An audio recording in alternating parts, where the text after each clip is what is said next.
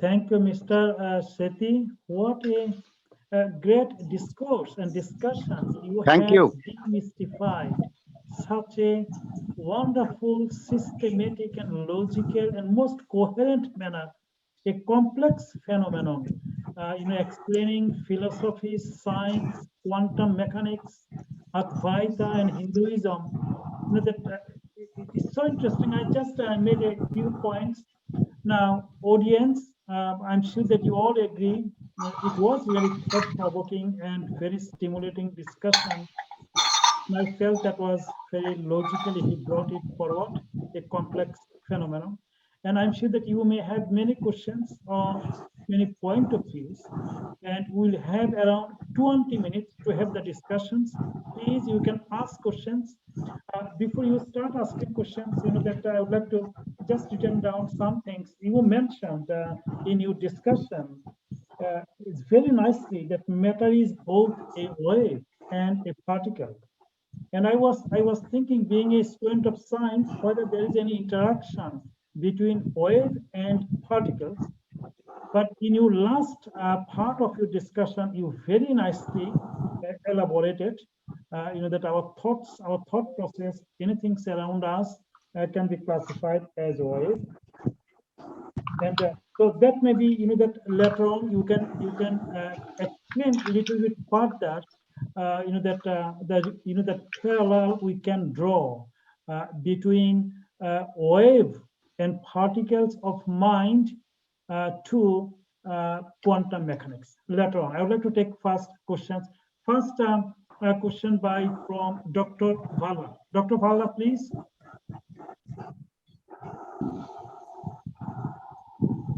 If you can unmute your system, please.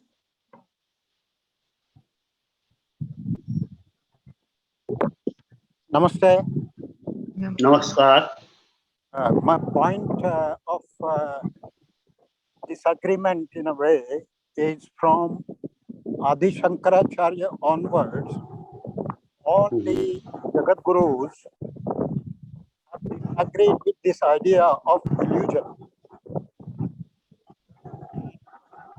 The scientific reason behind it as well, which is if we are all illusions as human beings, then what's the point in trying to make spiritual progress? In other words, we are not illusion.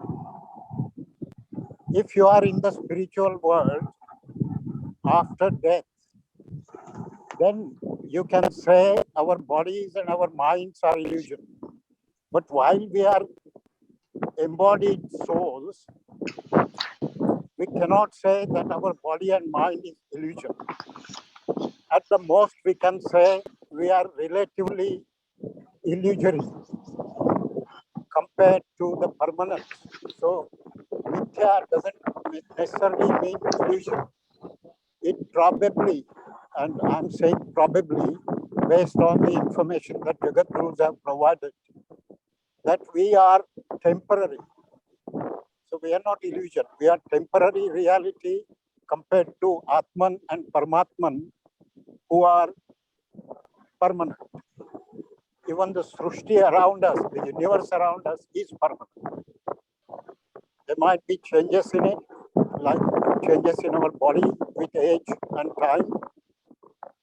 But that is more likely concept which is agreeable with the science today, as well as with the scriptures. What do you say on that?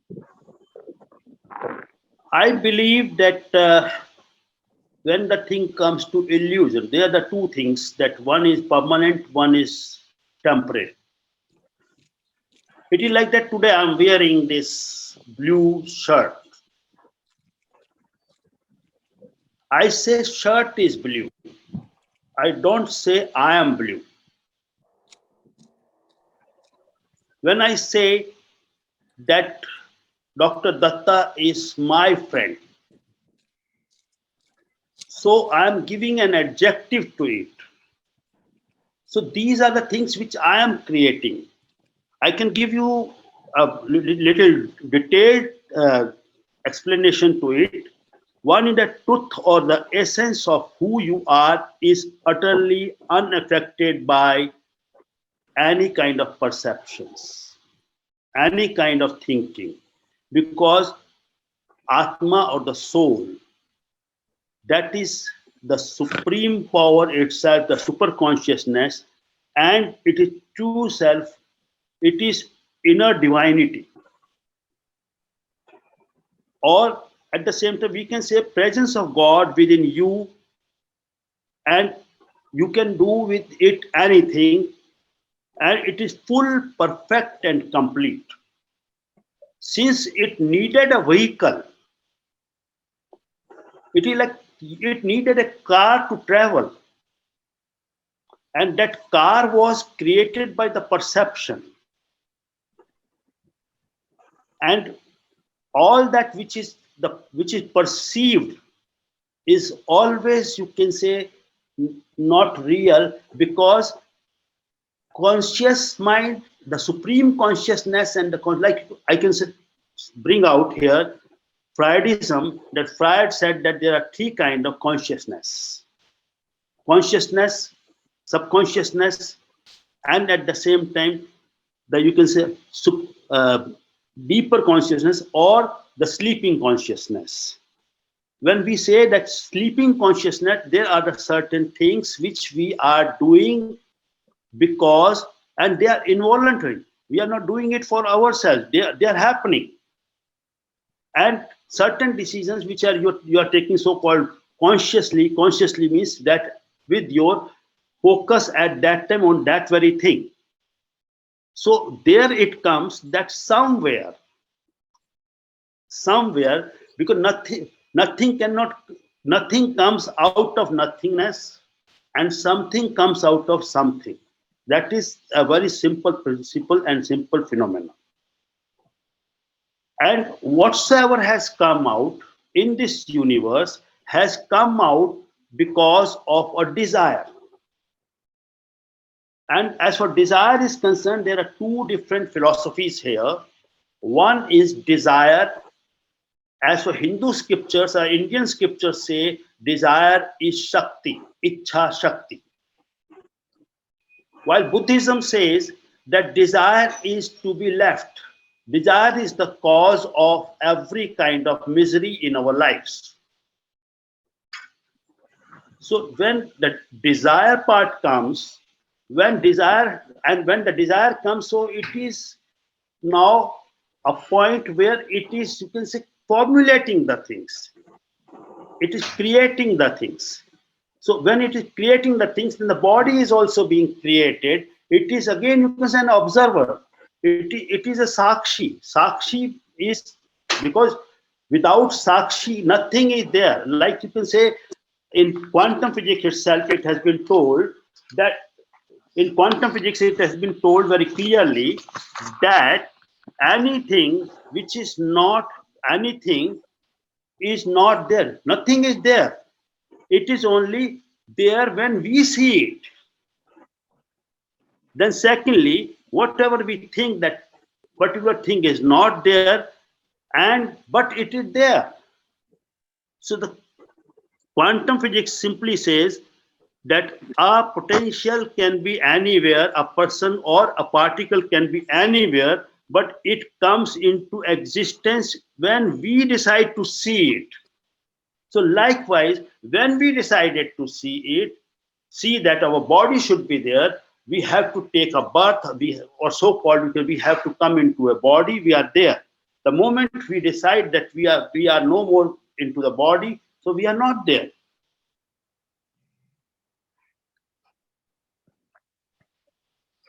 Well, if I can put it to you another way, when we talk about illusion, take an example of a magician creating an illusion.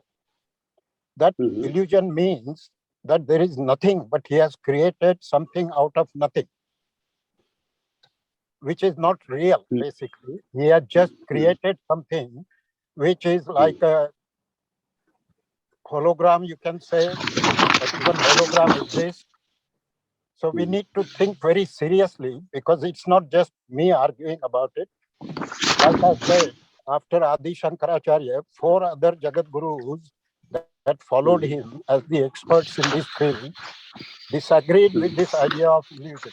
What they have agreed is something which is permanent, which is Paramatman, Atman, and Srishti around us, even the universe that is created, and we are part of the universe itself. Our body-mind complex is part of the universe. Entrapped Atma is also part of this universe. So the universe is not illusion. It is real. You can see it, I can see it. Your examples of blue shirt is there until Dr. Datta thinks about having a pink or a yellow shirt. Until that time, the blue shirt is there. It is not illusion. Dr. Datta, myself, yourself, we are not illusions. We are entrapped Atmas. The Atma is permanent. Body and mind are temporary, but not illusion. That is the main point that we must understand.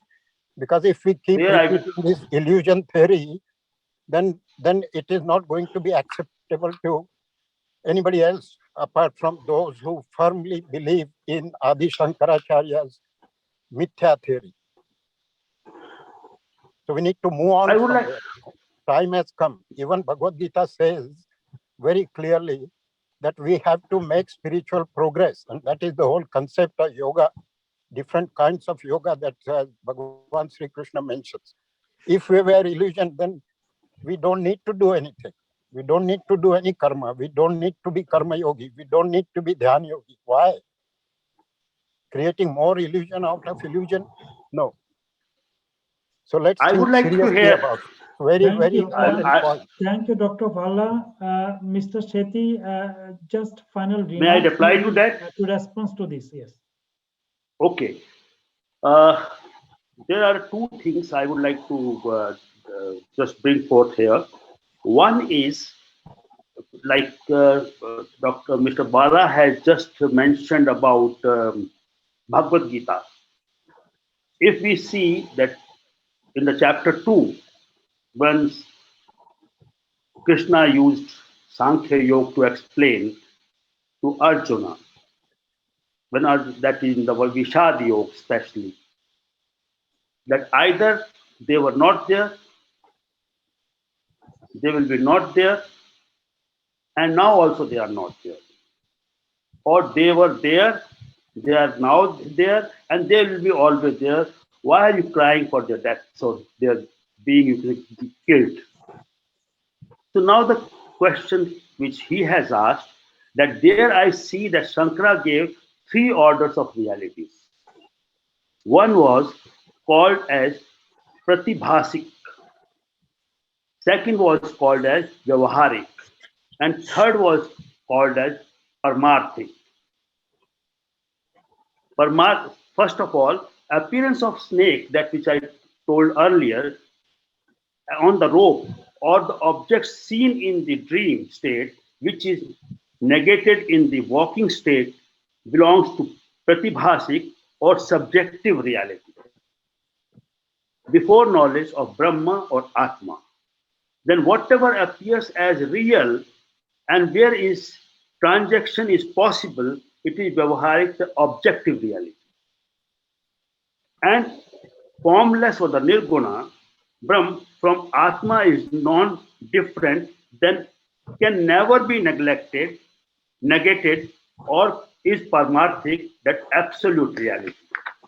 And in that case, there is this Jagat, or the human body, has some kind of reality, neither in Pratibhasik nor in Paramarthik. Therefore, trying to understand the mithya of the Jagat or the unreality of the Jagat, one should lose sight of the Vyavaharik reality, that this Jagat is not real in the purport of the doctrine that Jagat is mithya. Mayavad of Shankara, that Jagat is because of Maya or Avidya, presented in his Bhashyams too. And here I would like to say one more thing, that Maya Like I said, ma means no and ya means this. This is not there. If it is not there, then nobody can bring it here. That's all. Thank you, sir. Thank you. I think that is the wonderful debate going on. And I think this is one of the beauty on any discourse or any science, that whatever we try to bring, it has to be to some extent based on the that the convincing factors, that or maybe certain types of evidence. But what is the core point here? The way you have drawn the parallel between mechanics, the quantum mechanics, and the Advaita, what it is, philosophy, Advaita philosophy, or the key message of Advaita, non-dualism. What my point of view here, that concept of non-dualism, that was quite a old phenomenon. But this non-dualism worked. The many Western philosophers, since early 17, even we mentioned that that even the system thinking has the direct parallel to non-dualism. Thank you, Dr. Bhalla, for raising that issue and asking your point of view. I would like to get more other point of view from others. I think Dr. Bhattacharya, are you there? He raised his hand. Thank you very much indeed. Thank you. Thank you, Dr. Bhalla. Can you get more question, please? I think so we can spend another 10 minutes so that we can conclude finally.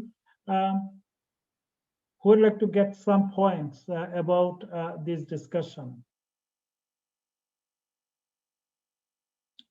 Okay, so it seems that no more points. It's a bit late. I'm sure that that I'm a bit aware about the timing. We are very much that pleased to see all of you joined today. This is a health program, Hinduism, Education, Learning, and Prosperity, offered by Bhagavad Gita Research Foundations. It is a research-oriented organization to seek and understand the philosophies, Indian, philosophies, ancient philosophies, and Hinduism, and create a debate among like-minded people throughout the world. And this health program, the different lectures, what we are producing, and like Mr. Sethi today addressed the audience with a fantastic, that wonderful the topic, and it will be published as a health lecture series, and we are going to let you know. We'll send you the links of that lecture series. 30 minutes video clip will be produced for each lecture, and anyone would like to join with our WhatsApp group and to get the notification for every month's program. Next month it will take place in July, I think it's 28th or 31st of July, please, every last Saturday of the month. And we would like to see a modest audience with a strong debate, because without having a stimulating debate and asking challenging questions, we will not be able to understand the dynamics of that Indian philosophy and or reflect on us. So therefore, please let us know, and thank you to all of you for joining today's discussions. My special gratitude and sincere thank to Mr. Pawan Shetty, for accepting our invitations, delivering your very insightful, very balanced, thoughtful, and discussion, the way you have demystified one of the complex phenomenon, drawing parallel between this one old philosophical school of thought, Advaita philosophy, and the modern science, the quantum physics, especially the particles and the waves. I was just in that following you. And I felt that this is the only way we can draw young minds to have the proper understanding about the reality of the world, and that they can only connect what that old philosophy about to offer, and how they can actually apply some of those philosophical thought into practice. Thank you all, and we are looking forward to meeting you again. Please forward these messages pass these messages to your colleagues and your friends who might be interested to join as a speaker, to join as a moderator, or to just join as a delegate. We have annual conference this year that will take place in November, 13th of November.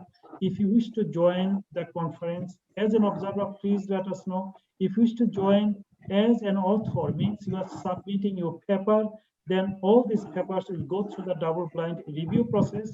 If accepted, you will be allowed to make the presentations, and then all the papers will be published in the conference proceedings in the form of international indexed journal. You all are welcome. Please, please spread the message about this symposium. This is the time for all of us to realize the dynamics of the world and to understand what is happening.